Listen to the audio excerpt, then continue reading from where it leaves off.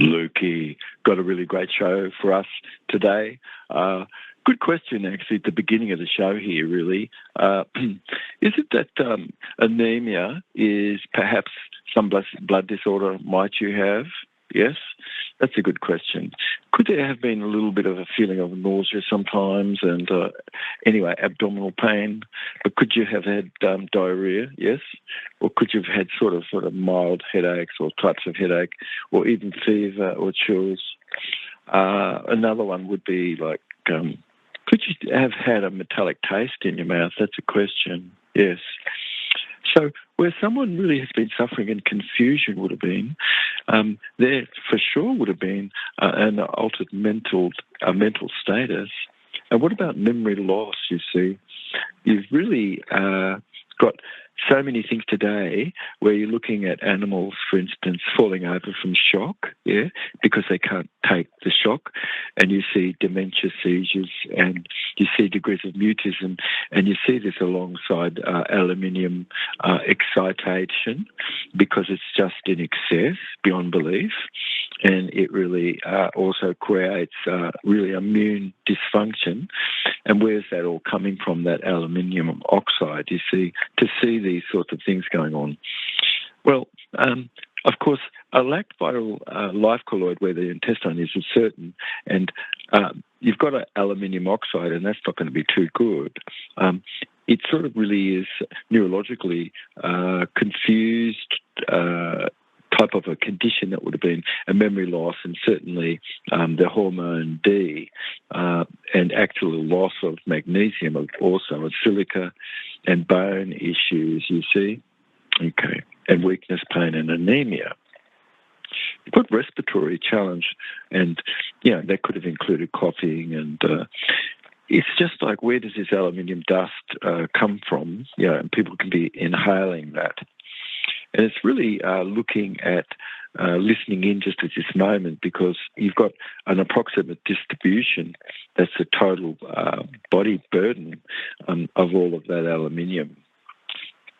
And do you know that a lot of that, 60% of it or more, kind of could be found in the bone, 25% more in the lung tissue, and muscle tissue, 10%, and liver maybe 3% or something, and the brain a certain percentage, you see? So aluminium distribution, where the body is, 95% of that absorbed toxin is certain. It's non-orthophilic. Aluminium oxide and copper, titanium and boron, and typically these are eliminated by the skin, sweated out, and tests show that, in fact, you see, and correlate with sky fallout and what have you. But if you look at the hair and the nails as excretory tissue, you can find what is being excreted and how long ago was it, and it's sort of retained and accumulates also in various tissue. And so it's really quite harmful, of course, for the immune system, because, anything that's there with that aluminium oxide, you become hypersensitive to of itself.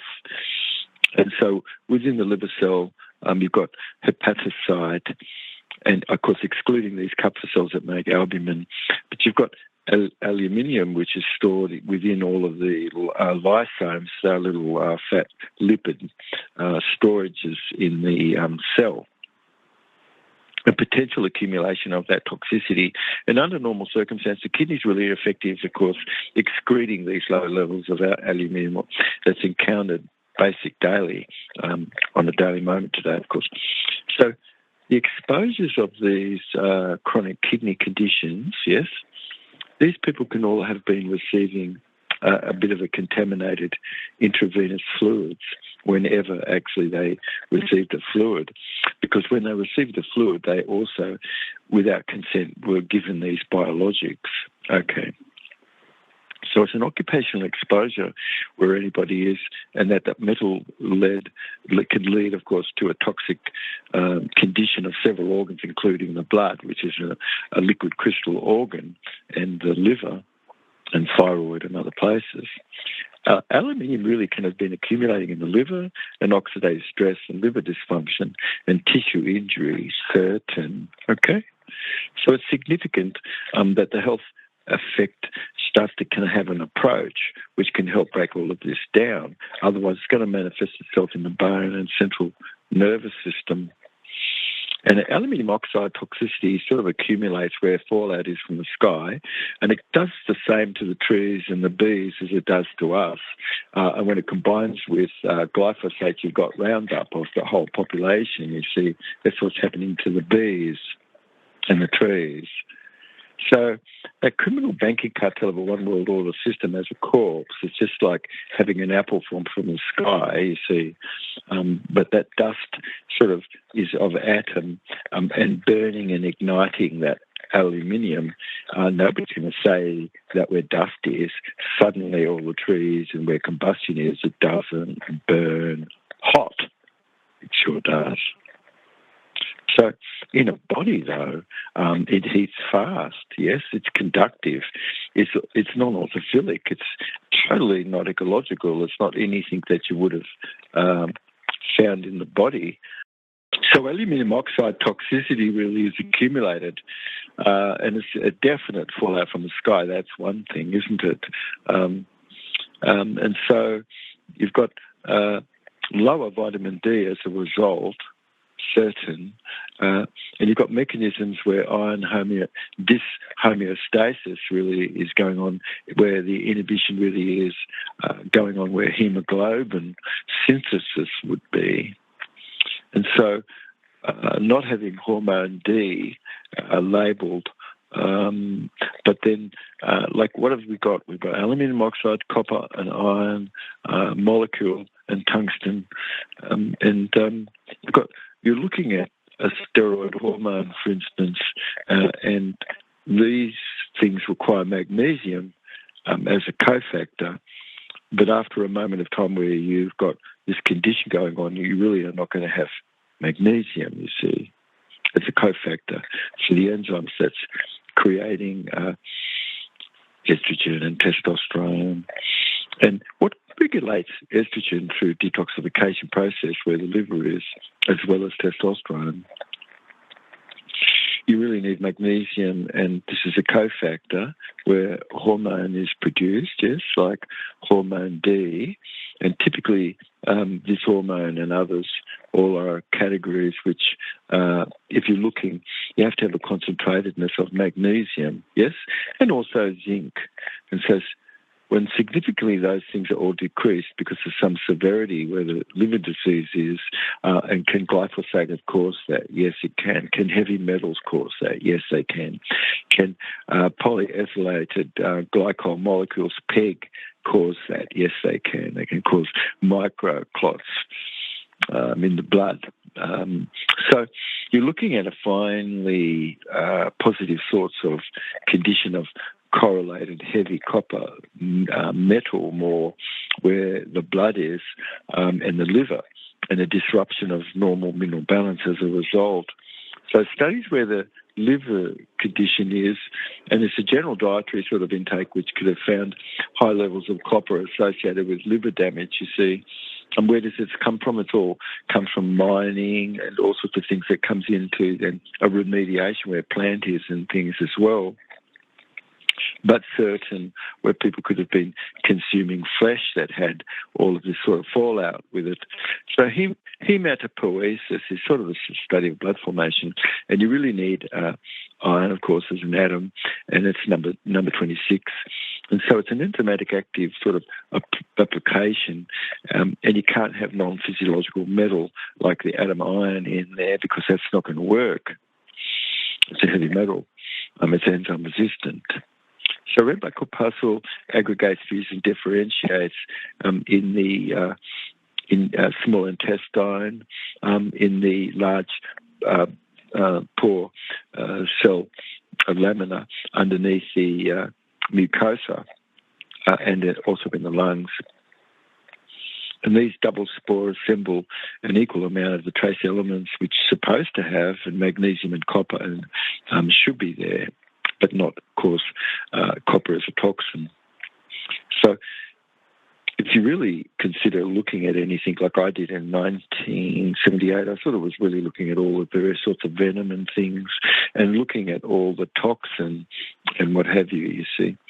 Mycotoxin, heavy metal, and diastatic toxins.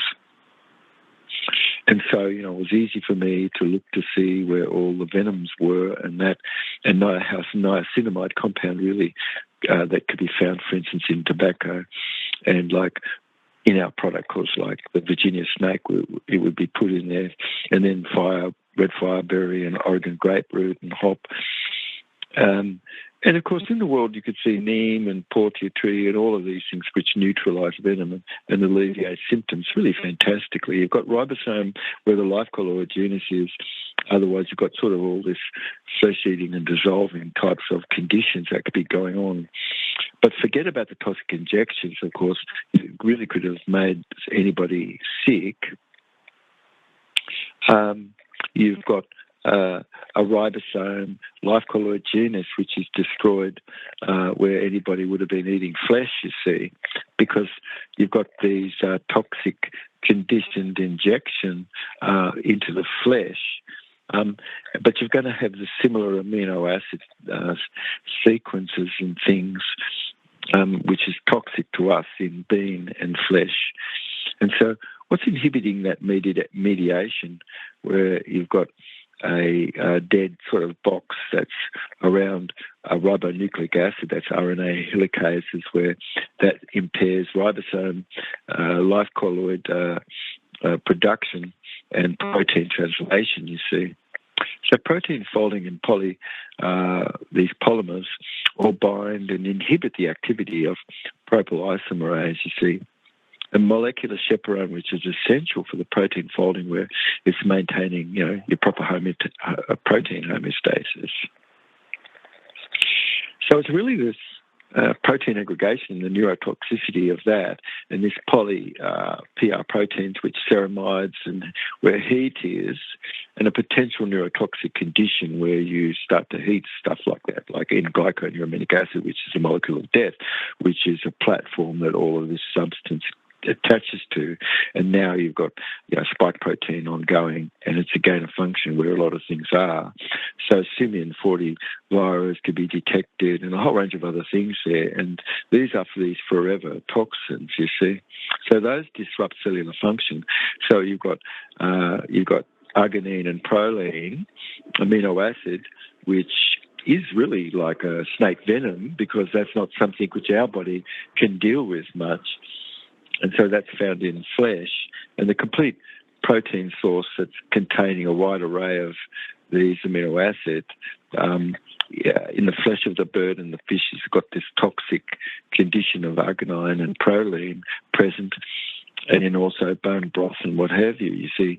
So proline and arginine, where this is connected to N-glyconeurominic acid, which is the molecule of death, you've got an overabundance of certain individual amino acids like arginine and proline, and this is exactly the mix of protein that you need to have in snake venom, you see. Yeah. So the L-formed amino acid oxidases and these flavoproteins are a major component of the venom, and they contribute to the toxicity. And phospholipases, which break down cell membrane, are major enzymes in these elapid sorts of venom, and it has a diverse pharmacological effect. I mean, nobody's going to say that's not what you're finding in flesh. So you've got these three fingered types of toxins that come to be, which is a high concentration of venom, like from just the same as a cobra or a mamba species, you see, in dilute conditions where somebody's eating flesh, and peptides are very key components of that. So we're talking about what is it creating inflammation in your body. You've got amino acid sequence variation, and a specific sequence of ratios of these amino acids could give each toxin an extremely unique type of structure and function, you see. So the protein really from the spore that's from like a snake venom, for instance, it typically consists of a mixture of 20 to 100 sort of components, let's say, but the majority, 90% of those peptides and protein you've got protein 7, which is dominant. And this is what we're talking about, where we've got this sequence of amino acids just totally off the charts. It's not something that can be fit into your body. So everything that really comes to be a life colloid, seemingly inanimate and metal, as an atom and copper and those sorts of things, are cofactors. And numerous enzymes now sort of really coming to be where a poisonous mixture is, where the body is, let's say, and consisting variety of carbohydrate, nucleoside, and amino acid, lipid and protein, and peptides. You've got distinct mutations which where the amino acid is in excess of proline and arginine and flesh. The substitute where a sequence punctuation where DNA and RNA could be really creating damage, it sure does, where proteins become folded or not, you see? So related mutation really where DNA sequences can be really is the cause of amino acid substitutes and arginine to proline types of conversion. So do you have that if you don't eat bean? No. Do you have this if you don't eat any flesh? No. Okay. So looking at toxic substances, which is excessive, you see, you're really looking at what's coming from a bean or flesh itself in different conditions like alipoprotein A, and you've got arginine and proline causing lipoprotein types of glomerulopathies. So if you focus as a neurologist, which, I've had a lot of focus where this is, of course, you've got amino acids that make neurotransmitter. So what I saw really carried out was micromineral, which really is important. And you've got to have this phenylalanine and tryptophan and tyrosine and histidine and other amino acids, which really are so important. So I've got this aromatic ring structure. Unusual. Important. So the first three are typical categorized like tyrosine, tryptophan and phenylalanine, and then along with histidine, you see you've got aromatics, and the basic amino acid, which is slightly basic sorts of side chains, can be a little bit there. But what's the spike where a membrane is that happens where the tissue is? It's because excessive, like for instance homocysteine, is because methionine that was consumed from flesh and bean was excessive, and that reduces mitochondrial membrane potential, of course, because you've got homocysteine levels where potential condition is occurred across the mitochondrial membrane where you are, and disrupting those mitochondrial functions, yes? You've got cells that could have been doing that, oh my God. So the damage to endothelial cell where homocysteine is really could have injured blood vessel and things, and spiked cellular membrane and even the red blood corpuscle. It's sort of really obvious inflammation and oxidative stress. How come you haven't looked at the blood? So interfering where the production of nitric oxide is and these sorts of things, which really helps keep your blood vessels relaxed and what have you, which is really all of this which we're talking about right now is something you target on jump cell rejuvenation, see, to clear this up. So altering calcium balance, otherwise homocysteine really increases that intercellular level of calcium, and it's really involved in a whole range of cellular process, including the triggering sort of a damage which is really done like a neurotoxin, excitotoxin.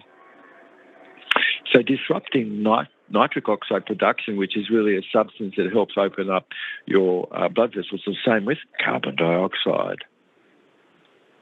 They're key where molecule are and a reason for methylation and hydrolysis, these processes which jump cell rejuvenation really has to keep the focus on. And so, do you have low homocysteine on live food? Yes, you sure do. Do you have high homocysteine if you're on flesh and bean? Yes, you do. So look, that's acting as a spike protein. Go ahead and have a little bit of a look at the blood and see if you're really on a high methionine diet, how does your blood look? Yeah.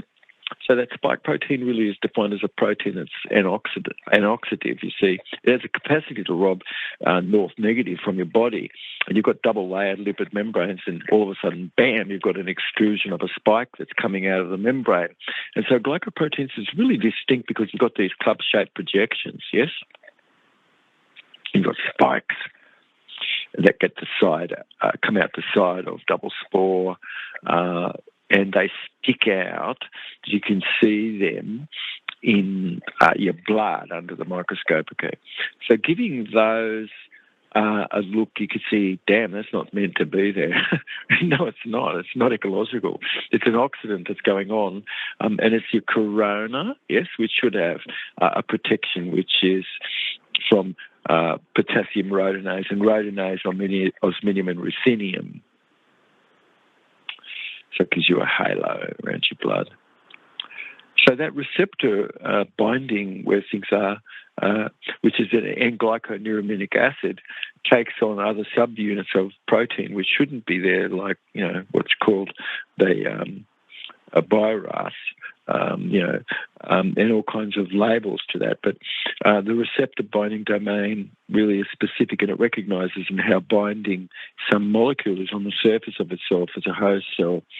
And basically, those toxins all bind to ACE2 receptor, okay, which niacin and niacinamide receptors can be protected. So niacin, where that's present, of course, but otherwise you've got all of these sorts of alphabet soup land types of covalent types of conditions labelled, and it's really angiotensin converting that enzyme to ACE, these ACE2 receptors, and expressing a whole range of inflammation otherwise. And it's the same as snake venom. It's the same. It's just molecules, just different.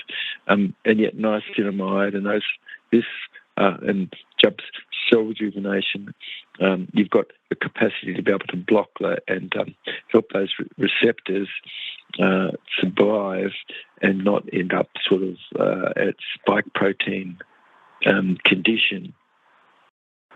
My focus as a neurologist here, where we are in our podcast, is really to notice how the amino acid and neurotransmitter are all connected, and what happens when you're apart and you don't really have phenylalanine, tryptophan, and tyrosine and histidine, because you've got this shikimate sort of pathway which is robbed because you've got glyphosate in your body. So the amino acids that all contain these aromatic ring structure are not present, and they're the ones that actually transport minerals through your body. So it's really a threefold kind of a condition where these amino acids are, and you've got the aromatic ones and histidine also, you see.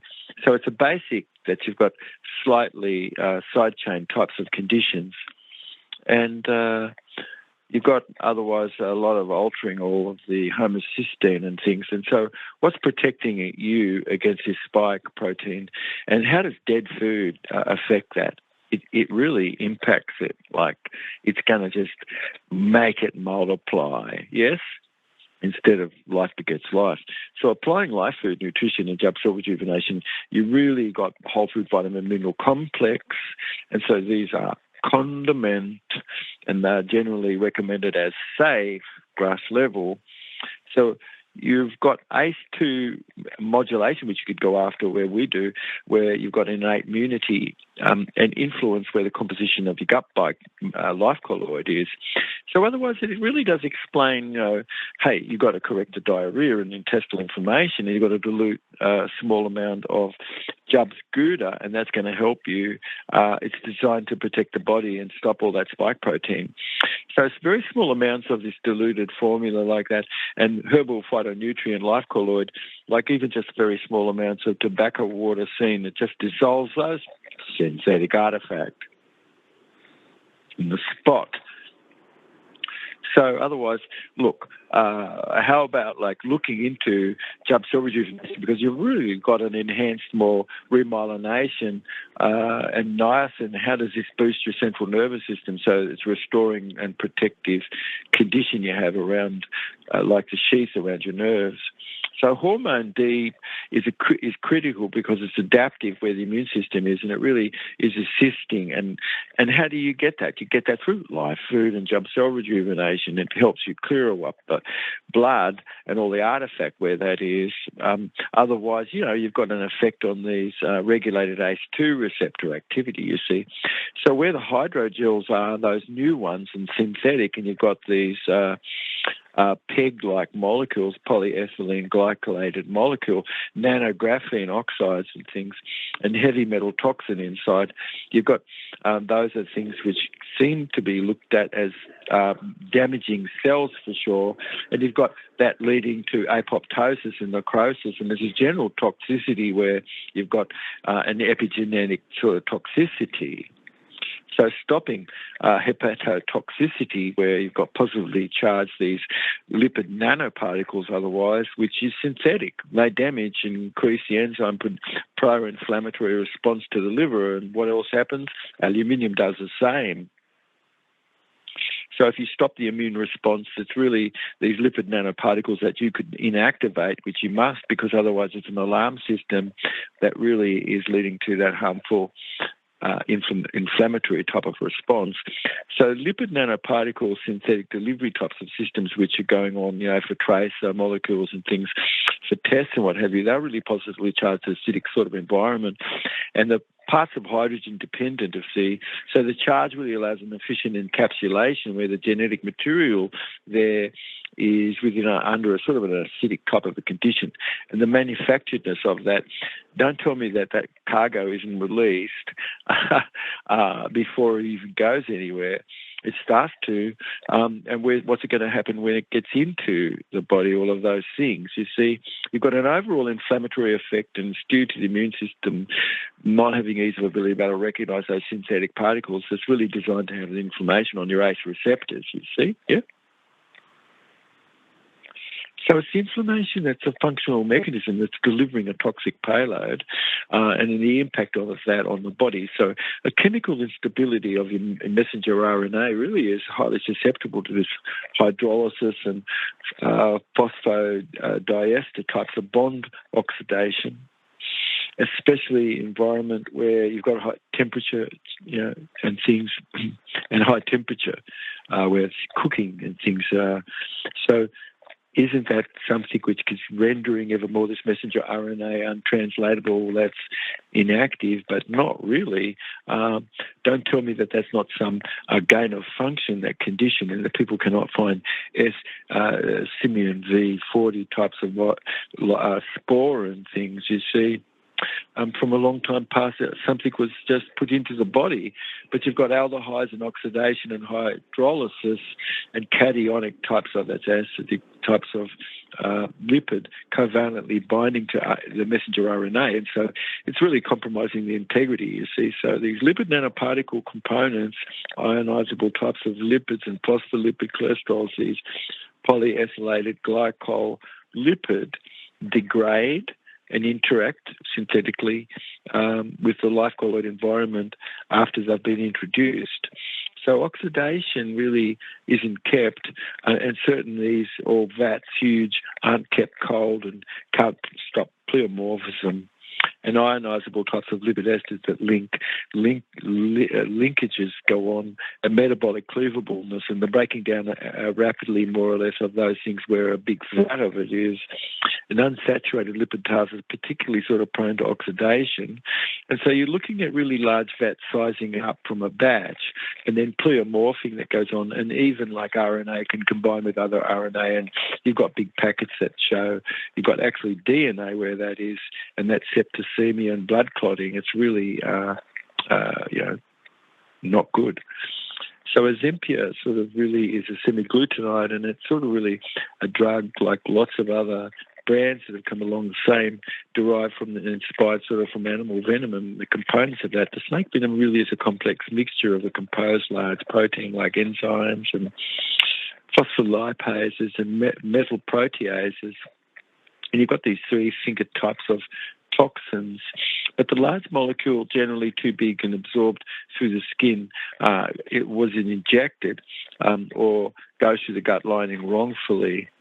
the diverse effect of that is really a neurotoxicity and hemorrhaging, sort of where the tissue necrosis is. You've got this amino acid sequence that's similarities like what we're talking about. It's hypothesized that those amino acid sequence similar to, these alphabet soupland type variant, and all produce a spike protein that is certain, and it's similar to any venom that came from a snake that was a neurotoxin. So those venoms where any healthy individual is, the enzyme that's present would ordinarily be very, very low levels of anything like that, you see. And you've got element to help fight conditions. Otherwise, all of this starts to be disappeared where somebody's called a DIVAC patient or something. So a shred of the cell membrane really attacks all of the organs, and you've got organ failure, and it's really a certain only smaller life expression because it's an overexpressed. So shared enzyme families where the research is into this, you've got enzymes that are secreted, these phospholipases. You've got these found in very high levels where the blood is, where people have, this DIVOC, called it, 19 or whatever. But it really is the same family of active enzyme that's found similar like in a rattlesnake. So the basic amino acid sequence is similar to these alphabet soupland types of spike protein are caused from snake and neurotoxin. So you've got also how this binds to nicotinic sort of acetylcholine receptors and pathophysiological mechanisms that's underlying the constellation of the symptoms that characterize really more heavy metal spirolytic types of amino acid, phosphorus, lipid, life colloid, which is a toxin, and inflammation, you see. So nicotinic nutrient B3 and nicotinic acetylcholine types of receptor all act toward the body's response in additional protection, or if they're not, it's a severe acute respiratory types of condition of the epithelial cells, those epithelial endothelia reticulum, which are compartments within the endothelial cells that line the passageways of your body, like your kidneys and other places, or could then end up with an inflammation that gets triggered and phytonutrient that's capable of dissolving all of the synthetic artifact should be what you're considering. One of the things, of course, that's coming along is the new asbestos, that's graphene oxide, and its conductive types of nano types of metallic effect that it has to be able to create antennas and operate. And you've got a 2.4 gigahertz Bluetooth frequency.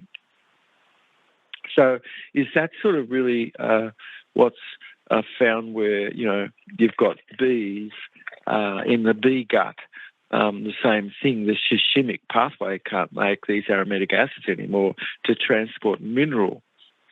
And so, but otherwise then you've got this, bot that you could pick up information from that's emitting, and it's a Bluetooth signal, and the power source is your body. It has a radio frequency circuit transmitter that generates and modulates that signal, and it's all self-assembled, and you've got an infected tissue where damage is in an increased foreign, non-sterile types of self-assembled sorts of material that the body could carry an extreme risk where it goes on where adverse tissue is reactedness. You're just standing underneath a light, and you get you just ate an ice cream or something, and suddenly you're just killed over because you've got a blood clot. Signal attenuation, where the human tissue is primary, you've really got significant attenuation at this 2.4 gigahertz Bluetooth signal, which really makes a reliable communication actually not difficult. But specialized antenna, which is designed to power up that system, which is developed where you've got these self-assembled nano-scale types of density of a charge around it, and a rectifier antenna and circuitry really can be found. And those are things which are showing up and be seen in the blood. So life colloid film really could have self-assembled circuitry effective to 2.4 gigahertz frequency that's used by Bluetooth. Then Wi-Fi gets picked up and so it's displaying your signal. That's your DNA. And so materials that's dispersed and sprayed where any liquid medium is a sort of a flexible, rigid sort of a structure that creates an antenna and circuitry that can form. And signal generation that's specific, like from Bluetooth and assembled functioning, you see, and electronic circuit you're looking at having been created before your very eyes, an antenna. And bots are oscillators and modulator, where a power source really is existing where your body is, and its ambient field just picked up, and that's all that's needed, you see. Because why? Because you've got this 2.5 gigahertz frequency range, that's common operating frequency, and this is for the graphene-based sort of antennas and rectifying circuit. And you've got all that application going on where sensor and wireless energy is and harvesting, and this is completely, of course, unethical. Of course, rectifying those circuits, the 2.45 sort of gigahertz converting radio frequencies, which energy is, can be turned into a DC power. So integrated rectangular types of systems operate, and you've got this 2.5 gigahertz, like we're talking about, harvested from ambient field, microwave and Wi-Fi networks and these sorts of things. Are really, your body's acting as an antenna. Maybe you should listen into that podcast. It's a really good one. So a self-assembled sort of graphene oxide really is a fabricated method that involves different frequency range, like kilohertz to megahertz. And then these are used to manipulate the liquid crystal in the processing of a step, in the manufacturing of those self-assembled sort of conditions that's going on where the blood is. So you've got frequency and a final assembly of device, and it's in a gigahertz range. And so you've got typical types of application, which is really unique graphene material. It's highly frequency application, including microwave and terahertz spectrum that's coming along. So you'd expect an operating terahertz sort of frequency, which really is a current that's currently not used or said, not a standard sort of Bluetooth, but you're really looking at a terahertz range, which is 0.1 to 10 terahertz, which is a future wireless type of communication, which is coming along with 6G, you see. And so you've got much greater data in terabytes per second that can be transmitted. So these terahertz frequencies and terahertz range sits between microwave and infrared frequencies, and it's really offering a available bandwidth to process information. And so this is sort of the 6G types of things where the body is being used as an antenna. And so what's being explained really as a microcircuitry really is observed and identified, and magnetic experience that sort of notes how a spoon could stick to you where it shouldn't. So self-assembly sort of graphene oxide in the fabricated method like that engage these, of course, kilohertz and microhertz sort of range. And it is what you need to be able to manipulate things, you see.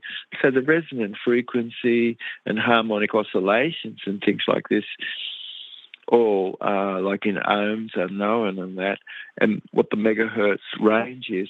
So it's consistent with an experimental measured sort of resonant frequency of like a 9.8 megahertz. So antenna and rectifier circuits all is needed, and adding an external sort of antenna, yes, you really got to improve somebody's reception.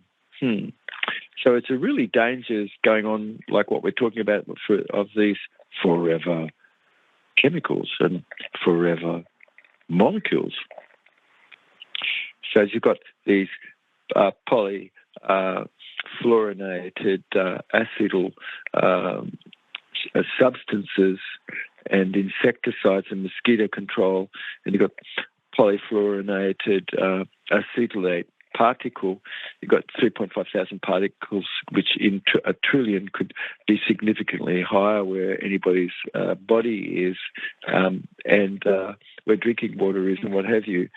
So if you breathe the remains of any of it, you've got all kinds of conditions also, like Teflon pans which are heated to a smoke, and extremely harmful sorts of toxic fume. And that's pretty much like only 3 or 4 companies are engaged where you can find that toxins practically in every single living human, in every living being.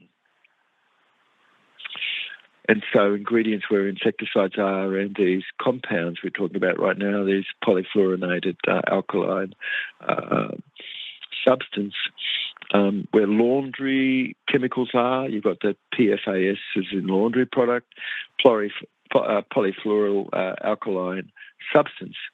And so polyfluoral atonic types of acid historically really is used wherever you've got laundry detergent. It's pretty bad. So if you're looking at the certificates you can see if it's verified green seal sort of thing, there's going to be that it really banned those types of molecules. Otherwise, there's no promoted ingredient transparency for you.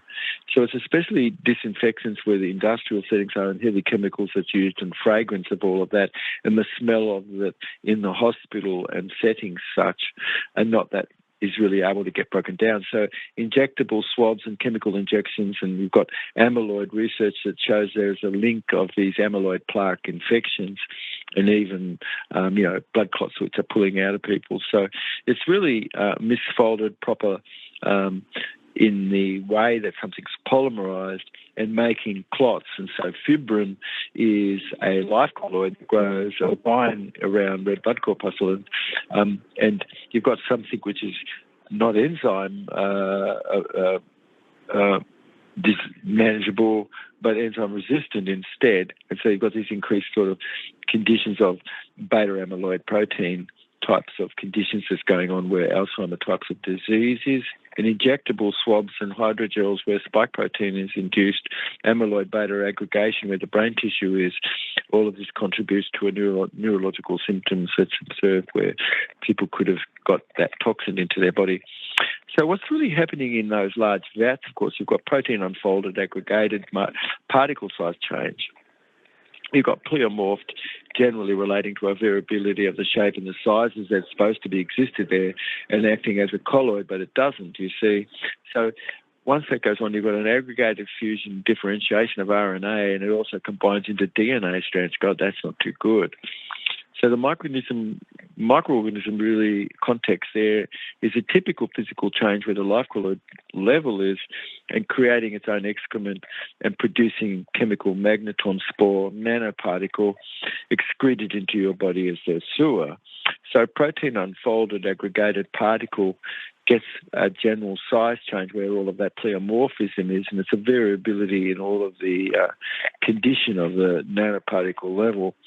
So compounding all of that alchemy is really, don't be blind to that. That would be not good. Toxin really added where liquid injectable could be manufactured on large scale where vats and pleomorphic change could be going on, and the stability of that, because, you can't actually create any too much stability by even freezing that. So it's really harmful, nothing ecological, zero. And the protein in the viral particle or the lipid nanoparticles, the messenger RNA types of vaccine, which are not vaccines, you see. You could just call them injectable because it doesn't satisfy the name of what's ordinarily been considered what that is. So it's an aggregate of larger clumps of a loss where injectable condition is, and a danger of where dilute or dense condition is existing, you see. So it's really an effective three-dimensional type of structure that's not properly folded and really impacts the way protein starts to come to be proper or not.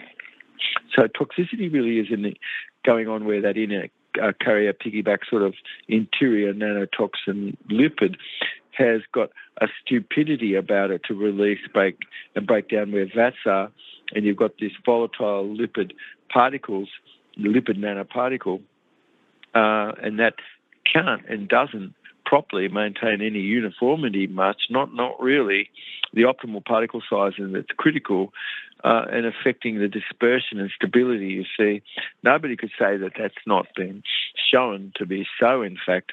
Unnatural processing where the exposure of oxygen levels of partial hydrogen variation is across the vat, and active ingredients and hydrolysis and oxidation of the messenger RNA life colloid molecule. So you've got injectable prototype where specific enzyme exists modelled upon what human enzyme is that secreted these phospholipases. And these are increasing, the damage where cell membrane is, you see.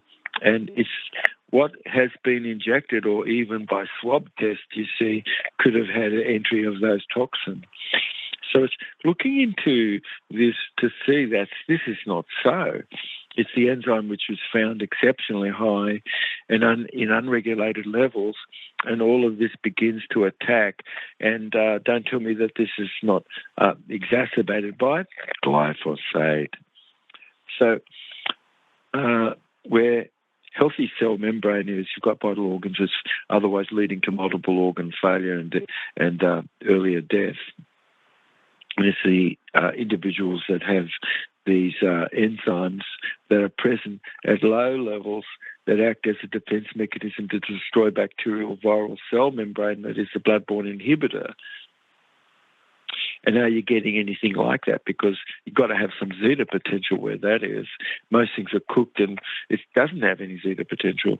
So who got shot sort of kidney conditions where things could have gone on really couldn't have stood a chance too much. You've got the combined poor kidney function and various things which are a strong predictor of mortality. The mechanism that's a harm, that's hydrolysis of the phospholipid cell membrane and lipoproteins, is the process that's generating potent pro-inflammatory lipid mediator.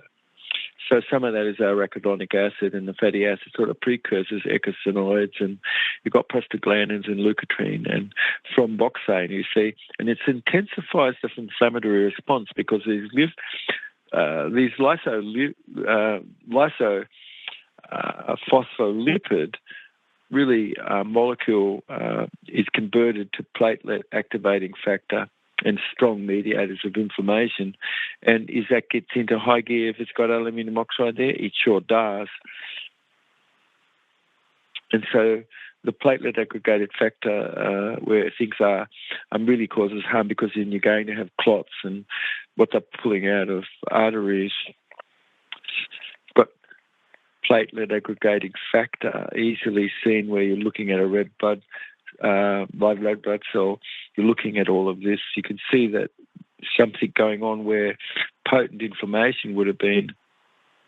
And platelet aggregated factor is a cause of the activity of dysregulated sort of conditions of thrombosis and stroke and heart attack and clots, which just happen spontaneous. And so you've got these polyalkaline fluorine types of compounds, potent mediators of inflammation. You've got including certain sort of neoplastic conditions and neurological conditions, and those all things can be turned around because you've got to get rid of those toxins. So if you're looking a little bit yellow around the gill, or maybe a bit green in excess where you've got heavy metal copper, and you've got magnesium that's turning into green, and so you've got nickel more now. And so the hormone D is robbed, and deep skin boils and all of those things could be existed, which the Gouda is being designed to actually help heal this up, you see.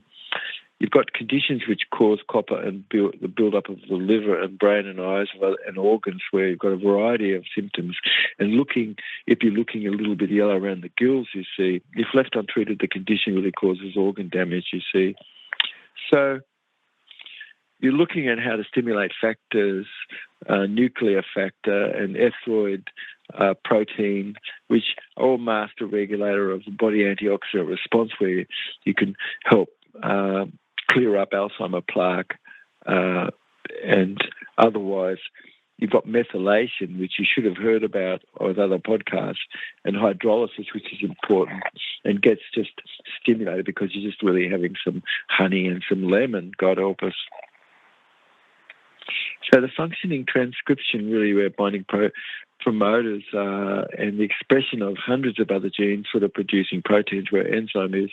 Otherwise, you've got a protectiveness and against oxidative stress if you've got live food. Otherwise, you've got the body having to defend itself against inflammation. So jump cell rejuvenation really promotes nerve growth factor, and you could really find these sorts of things in lion's mane, and it stimulates this NRF sort of 2 mediated antioxidant sort of pathways which promote growth factor and synthesis of this. And so, you've got this sometimes found just in plant, like the mushroom, like lion's mane. So Hericium and erinaceous extract, of course, eracines and hirosinones are really strong antioxidants, and they really help mitigate oxidative stress, okay? So jump cell rejuvenation, reverse age, and the clock, if you're looking at a glycan test, and it's really fun, of course, you could keep it in mind. Science really is an array of reversing and cleansing glycan, and the body cells also then rerun, and are proper, sort of, it can remember, what it's supposed to be able to remember. And so a focus where this is, and also whole brain patterning, albumin generally is increased, and you could be reversing your age by some 33 years and only take 42 days to do this.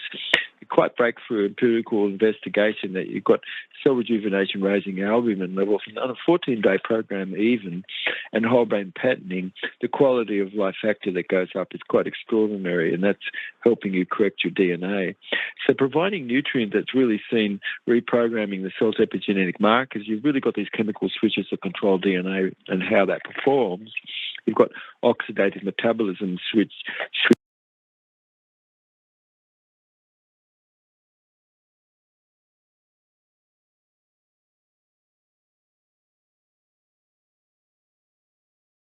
wound and becoming more 33 years younger. It's these glycans, and it's looking like you've got a great albumin globulin ratio back, you see, and it's boosted with your skin and 3% or more, you see. And so jump cell rejuvenation targets the mitochondrial condition, which life begets life and death begets death. It's going to give you your useful level. Cell rejuvenation and the behaviour of this is more using, and it opens up the door to conditions in your mind where you could be considering more age-related reversing. So Parkinson's, dementia, Alzheimer's and heart disease is all cystic fibrotic types of arthritis and muscle degeneration all gets rejuvenated and restored where you've got proper life quality in the intestine.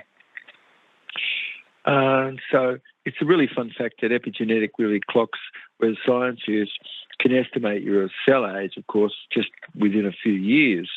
So it's very empirical, of course, that cell rejuvenation combined with whole brain patterning can rejuvenate you and cause your clock to have ticked backward instead. So future aging, of course, or youthing, this really isn't a fantasy. It's reprogramming life and life colloid, and this is just looking more at the interior of your cells, you see. So too many ingredients really that we would want to go over, but resveratrol, potassium rhodonase, and the gold hydride, which is in the product, and vitamin L, which is specific to tissue, and our cold process, not anything else, gives you all these cold and heat shock protein, which you're supposed to have, and to have sort of drought resistance for your own self. So clathrate, where the body makes toxin, can be transported, and this really starts to target all those sophisticated membrane permeability surfactant, which engages and enhances the benefit that you're gaining. So nanoparticle toxin really happens only when cell becomes deficient. You've got the toxified terrain and certain forms of mineral colloid drowning, where it's an inhibition of water and hydration of your cell. So mineral, and what's orthophilic, it really means it's ecological, and you're looking at chemicals having a heavy amount of phosphate otherwise and glyphosate. is an example. It acts as a heavy metal just like rock salt does. And then you've got bromide and phosphate also where bakery is. So forget gluten. It's not. It's these heavy metals and things. If you're doing the washing of the vegetable before cooking and that, and a lot of vegetables are frozen, and you've got EDTA that's washing them, and it leaves toxic acid metal behind simple. So a single MRI scan could leave toxic metal, particle in your body, and studies show that well and truly. Studies that absolutely have revealed that even a single MRI scan using gadolinium based contrast agent could really leave toxic nanoparticle behind, and they sure have done that. Sorry, but it has. People could show up where that is. They don't even have to have a tracer, and they can find and see that all in the body. Gadolinium is a rare earth metal and enhances imaging clarity, but how can it be safe for medical use where suddenly they've just like took out what was, put something else in, and they're going to say that that's more safe? It's like, whoa. Don't tell me that doesn't form harmful crystalline nanoparticle where that goes embedded in the tissue and inflammatory types of immune response and conditions of nephrogenic systematic fibrosis. So for a neurologist like me, I'm just thinking, it's really rare severe sorts of disease which affect the skin, the kidneys, the heart, the lungs and everything. But certain it is, from me for sure, what I've looked at, you could see that all of this develops severe sort of complications just even just one dose. So clinical empirical observation really shows that brief exposure to gadolinium can trigger long-term stress where the body is not able to eliminate those foreign particle. So testing for gadolinium residues where the hair and nails and urine is, the MRIs remain critical, otherwise we're imaging, and what happens where they don't have that dye, look, there's plenty of safer ways to go about doing things, but yet it's really, you've got to look at that compounding of these lipid nanoparticles that's added to be able to have that effect today. And the contrasting agents, especially those where somebody really could have a cystic fibrotic sort of state, because compromised kidney function and risk factors could always be meninges of the brain and pancreas. And imaging technology advances sort of really should have strategy more for protecting people. Wouldn't you agree? So, a long time ago, you've got conditions like the statistician Ferguson in the UK that computed modelling and put jets into the equation and passengers, and nothing's shown to be contagion, but it's said that it's so, and suddenly you've got pandemic gates of hell and the big ouchie coming along. So it's a really spore that's located and purified and no satisfiedness of any conscious postulate whatsoever. And if any PCR was done enough times, of course, you're going to have a positive test for a lot of things, aren't you? But the tyrant that follows where any High Court statute is only an opinion in the Constitution. It's not the Constitution. You see, it's an opinion. Judicial decisions not based upon the construction of the Constitution is null and void. The tyrannicalness it is where any discretion of legal condition was taken by any public official where no due diligence would have been in the consideration of what we're talking about, where we the people is. Tyranny sort of is a violation of your right and someone not giving you your right, you see. So are you giving me my right or taking that away? It's really in accord of a constitution where man and woman was you having your title and not that having been converted. That's a crime itself. So no refusal where anybody was to perform some unconstitutional act. It's like, what? That's tyranny. And it's against the Constitution. So Article 3 and Article 4, private prosecution should be. So what makes sense where phytonutrient is and job cell rejuvenation, you really can have whole brain patterning and you've got more human growth hormone and you've got the things that stop cortisol, which is stress, of course, and you've got the things which ordinarily is like a limited mind functioning. And Hericium, like we were saying, and Erinaceous, commonly found in sort of lion's mane mushroom, to be seen with really rich compositions of bioactive compound that has such great diverse promoting properties. It's a program and a model that you're looking at that's a better therapeutic nutrient. You've got a particular focus on anti-inflammatoriness and antimicrobial type of activity. And it really does show, like what in our product, we've got ubiquitin and potassium rhodonase and these life colloid acid, where you've got fragrant amino acid, you see life colloid composition, you see. So nutrients that abound where you've got these polysaccharides and terpenoid and polyphenolic compound exhibiting potent antioxidant effect and reactive species of oxygen that helps with your immunity. So you've got great potential application, and you've got, for instance, like we're just talking about mushrooms' capacity to stimulate nerve growth factor, okay? So it's a potential in preventing and managing neurodegenerative disease, but you've got to cleanse and support the body, not toxify it more, otherwise Alzheimer's and Parkinson's and cognitive decline would have been. And really, you've got empirical condition that you've got this prioritizedness of large-scale, more processed types of nutrient, which is kept at zeta potential, which is like a nutraceutical, because it's got to be something that can pass through the blood-brain barrier as a condiment does. Therapeutic agents which highlight the need for more an interdisciplinary approach, wouldn't you say? Yes, and specialist sorts of more regulatory bodies. Otherwise, you've got kinetin delays where cellular aging is in plant hormones and kinetin, and this is shown in cell rejuvenation product enhancing repair. And you've got DNA and ubiquitin and kinetin and resveratrol, which is protecting your brain and helping protect the neuron.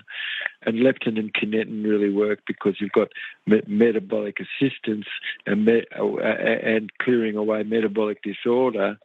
You've got functioning leptin that assists cause you to have a robust immune response. You've got leptin that's associated with really improved promise of delaying cellular aging. You've got leptin-kinetin benefit where they are in the longevity process, and it's really what I've looked at for over some 53,000 hours. So, hey, it's really cell rejuvenation designed to target specific leptin and give you this to minimize neuronal damage. And how could this all happen if you've just been on a dead food diet? Dead begets dead, but life begets life, you see. And so you've got to really know how live food is important and obvious, because if you've just been a beaner and flesh eater, that's not going to be good. Lectin concerns all raw, inappropriately cooked lentil and contains very high levels of that protein that's caused digestive issues, and the metals and things all cause you to be sort of wiped out. And you've got a proper cooked, degraded lectin, and too much phosphate going on there, like 4-to-1 ratio or something. This is going to be off the chart. So protein imbalances where bean and flesh is not going to help you have a good amino acid balance. Dangerous buildup also of potassium and things being excreted, and difficulty breathing and heartbeat, and phytate content where that is, and it's just like binding to everything. So, lentils, well, how about stopping those phytate, you see? Irritable bowel syndrome, why don't you clear that away? Stop the excessive lentil. And you've got anti-nutrient like the phytate, you see. And so, it just really causes the symptoms of an irritable bowel syndrome to be exacerbated otherwise. So dead food eating really is excessive lentil and flesh and digestive discomfort and gas that goes on after that. But bean eaters really have no idea what live food is. And if you study live food, that'd be funny, wouldn't it? But then you're looking at pork and corned beef and, wow, you've got N-acetyl-neuramic acid that we're supposed to have, but otherwise you've got a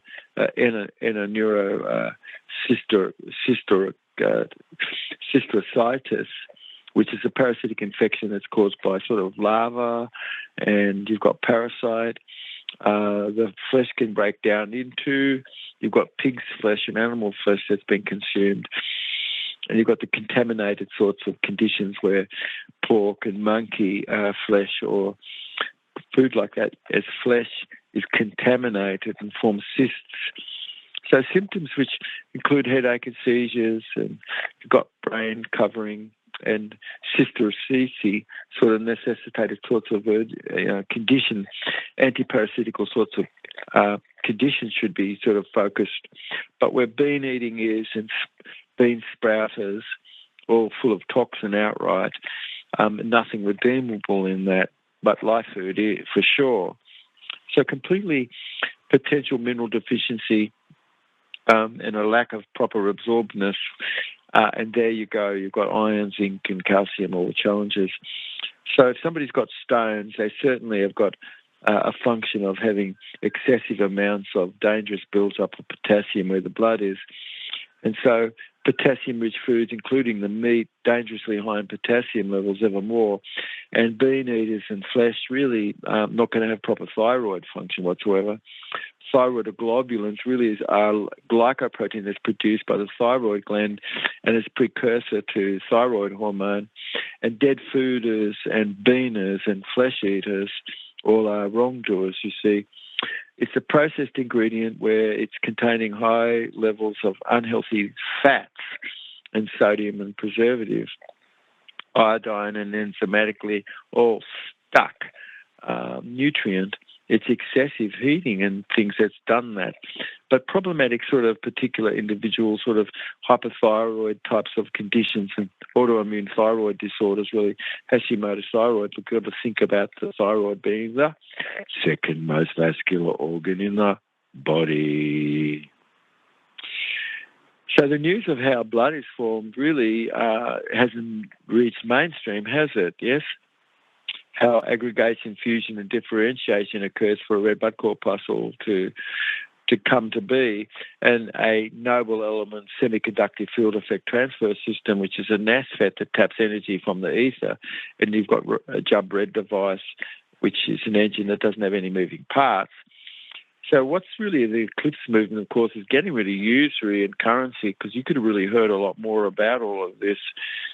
But today you've got these MOSFET devices, yes, collecting energy from the vacuum. You've got Chikunbutsu, then you've got sort of lone rangers going on where maybe they don't recognise Chikunbutsu, you see. So it's a podcast, of course, here, which is just flat out going on, which has a lot of material which ordinarily can have not been heard, that's surrounding all sorts of invention. But the doubt of scientific feasibility, there's no question, you see, about the workingness of this. And this all satisfies natural law. So whereas somebody could say, oh, something's thermodynamic, it's like, please, you don't even know. The invention could be revolutionary where you are, even where clean energy is. And so nobody's going to say that you can't find the Simian 40 virus like we're talking about in this program that really impacts tumour and that sort of thing. Nobody's going to say that SUV40 neoplasm hasn't been confirmed where multiple labs are, and that consists of a regulatory region where you've got gene and you've got large T antigen and you've got capsid protein. You've got the study of spore and eukaryotic sort of gene expression and replication.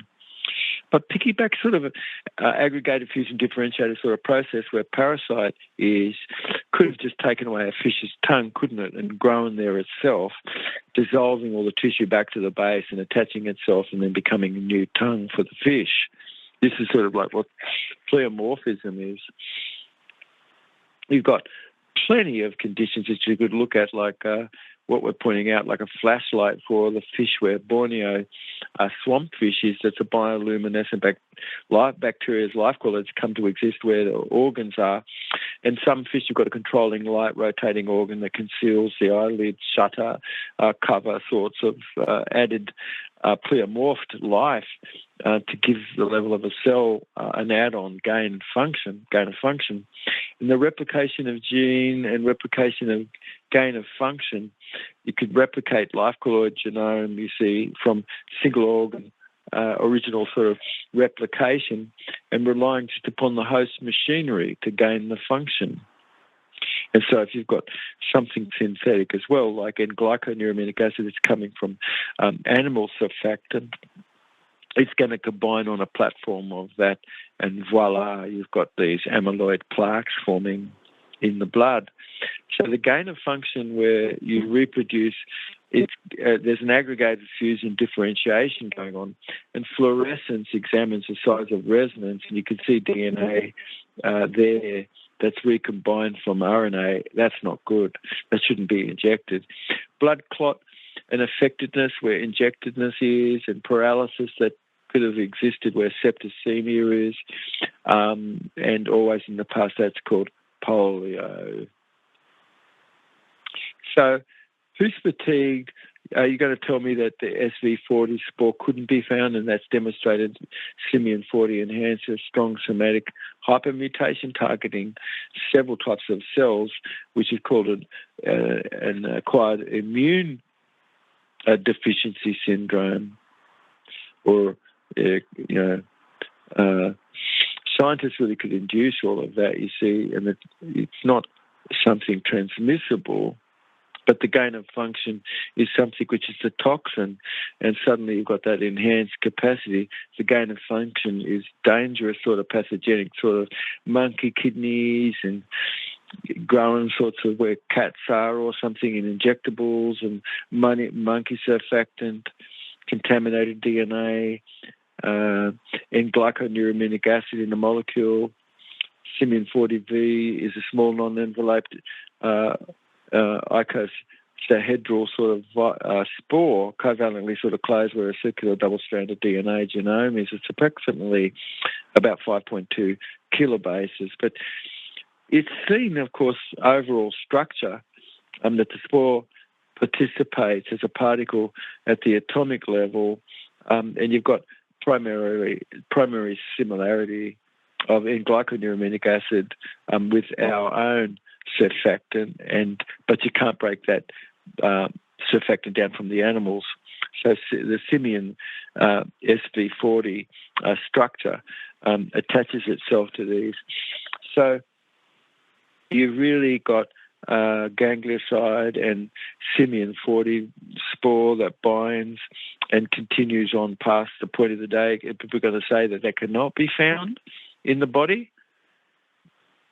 Too many really have passed that have got shot and show that they do have those things, and microclots that are enzyme resistant that formed in the body from a process of fibrolysis. It's really considered a factor of pathophysiology of the long-term injectable types of symptom, and the injected life colloid spore that stimulates that spike protein, you see, and where the red blood corpuscle is accumulated, where you've got amyloid plaque. So it's a direct effect looking at amyloid microclot increasing where amyloid level is the primary association where the response to the actual compound is. And so glyphosate really binds to these microminerals and it causing everything to become totally insufficient where the body is. So glyphosate toxin really is what's going on where the bees have accumulated that creates copper deficiency and iron held up in the tissue, and this shikimate pathway that's important for producing these aromatic amino acids, phenylalanine, tyrosine, and tryptophan. So glyphosate, where the body is a disaster. It reduces all the vitamin C shikimate pathway that's essential producing like vitamin K and folate. Ooh, wow. The shikimate pathways are important because that's something which I looked at in 1978. I saw how, oh my God, quite a bit of conditioning could go on where you've got synthetic sorts of aromatic compound I saw impacting this, you see. So I produced the Gouda for the effect of this, and the flora grow also, and the life colloid formula to assist to help. You've got common herbicide glyphosate that otherwise is targeting this shikimate pathway where plant is, and it affects the bacteria where the bees are. The life colloid in the gut possess these pathways where the enzyme is, and the disruption to these gut life colloid in the bacteria loss where you've got this shikimate pathway. It impacts micronutrient, robs all copper, and leads to a decline where bee health is and tree health is, and increasing the susceptibility of all of life to, toxicity. So copper deficiencies really and magnesium go hand in hand. You don't have it, you see, and no vitamin A and retinal conditions. And so it really is looking at lipid particle and how toxic those particles are where contrasting agents are today, just a potential danger that interferes with signaling of cellular metabolism. The lipid composition of those cationic, positively charged sort of lipids really is efficiently binding to the negative charged genetic material. This is not a good circumstance, you see.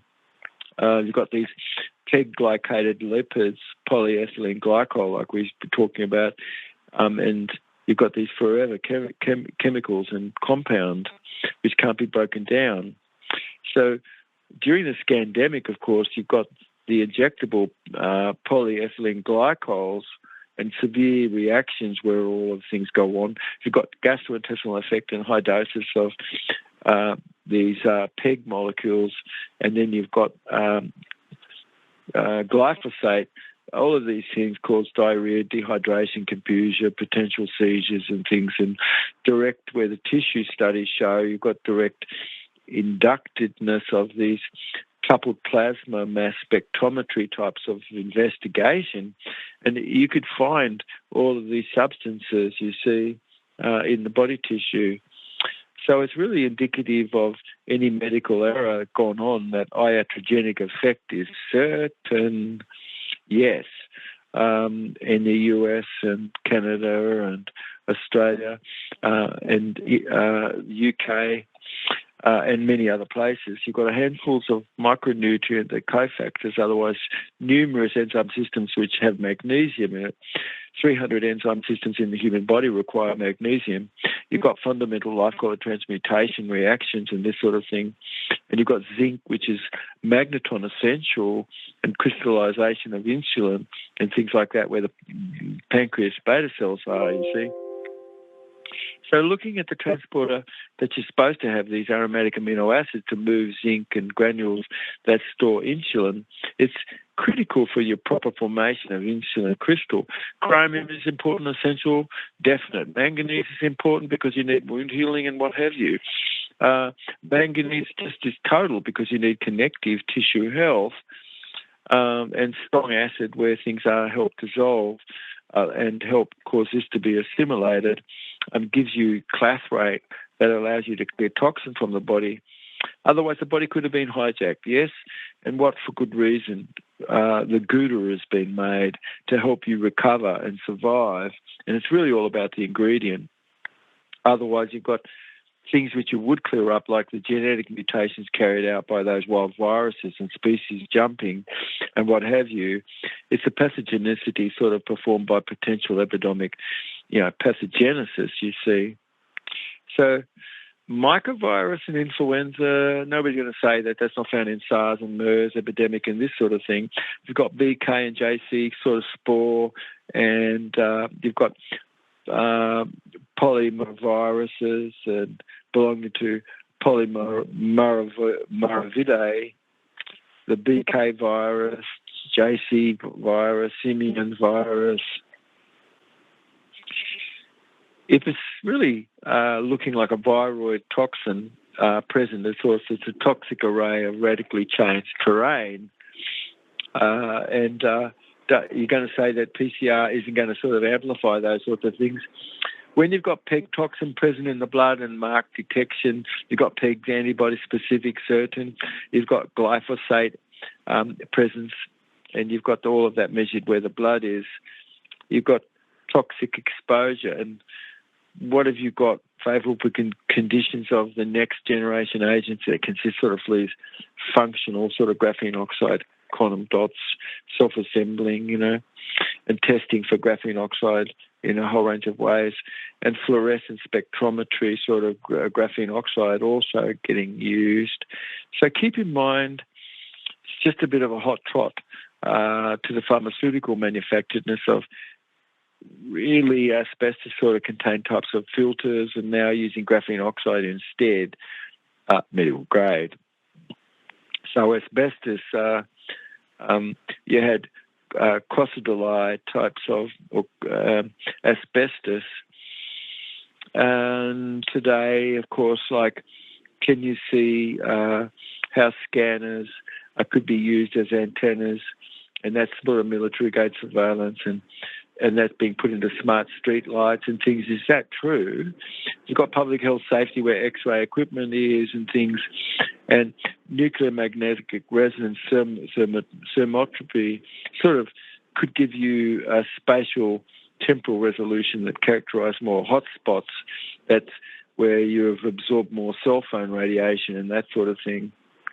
You've got excessive creatine in high protein diet, don't you? And creatine and certain medications that interfere with kidney function and impacted by antibiotic and ACE inhibitor. Yes. So you've got contrasting agents and things, and looking at what really is contained where gadolinium is. You've got colloid of life, which could really be, you could look into, and the red blood corpuscle that forms by differentiation. You go from a red blood corpuscle to any component that's needed by the body, and you've got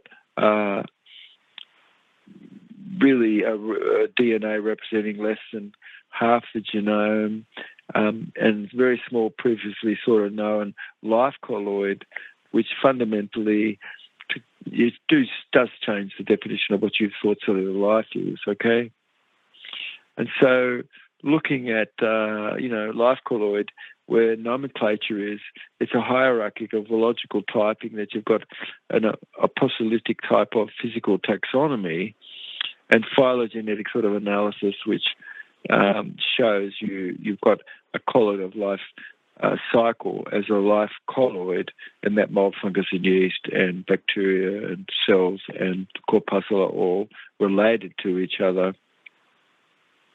So it's really a diverse, overlooked sort of clade more of life colloid that is sort of hidden sort of more in plain sight. It's just who has looked into what this research is about, you see.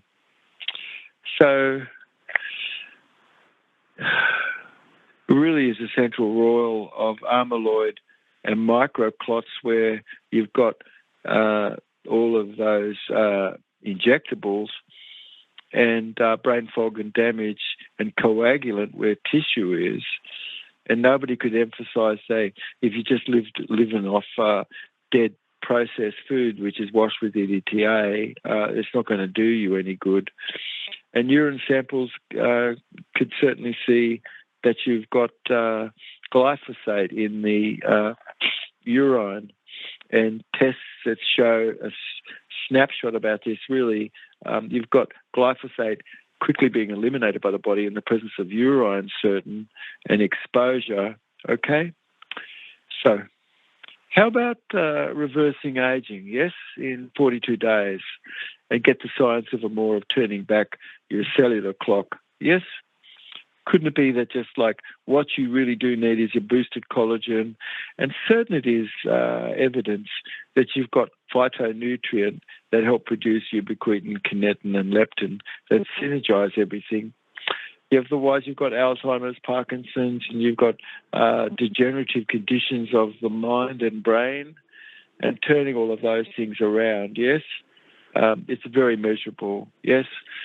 Just 1 month of doing a 42-day, for instance, live food nutritional fast, it's truly cell rejuvenation at its finest. Anyway, I hope you're having a really great day as you've been listening to this podcast. It's been fantastic. Really looking forward to catching up to you in another podcast.